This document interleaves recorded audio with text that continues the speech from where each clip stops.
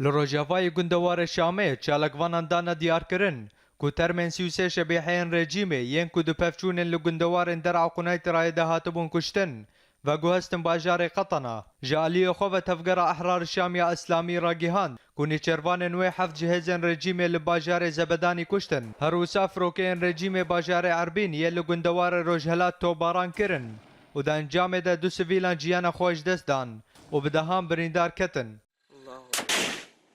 هر لو گندوار شامی کتیبین احمد العبدویین ارتش آزاد راگیهاندن کوان رزا کلشکرن رژیم الروجاوای نافچه قلمون بموشکن تاو آرمانج کرن و حمول لشکرن وی کشتی و بریندار خستن هر وها دانا دیار کرن کوان برسوی لسرکم کجیان هزن رژیمه ین لباجارن ضمیر و ناصریه ددن ده همان دمه ده ملیشین حزب الله ین کو ده هندری لبنان ده بجیه بونه باجار عسال الورد و چیای قلمون بموشکن هاونان توباران کرن و تێزانین کو بە هەزارانجی سڤیلان کۆچبەری وان ناوچەیان بوونە.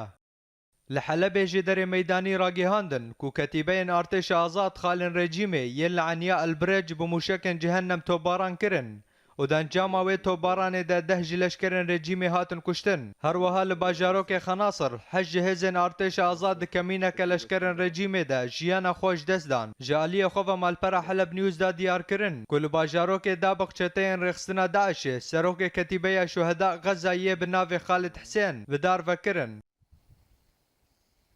الله أكبر. Li Bakurê gundewarê Laziqiyê Enya Şamiya artêşa azad di daxuyaniyekê de ragihand ku wan avahiyeke hêzên rejîmê ya li gundê Ên Cûra teqandin. Her wisa artêşa azad xalên şebîheyên rejîmê yên li gundên Erama û Esterbê bi mûşekên hawnan armanc kirin û hejmarek ji wan kuştin. Li hêleke din li çiyayê dûrîn pevçûnên tund di navbera herd û aliyan de derketin holê. Di heman demê de firokeyên rejîmê bajarê Misyaf Selma bi bermîlên teqînar topbaran kirin bêgo encam werin naskirin.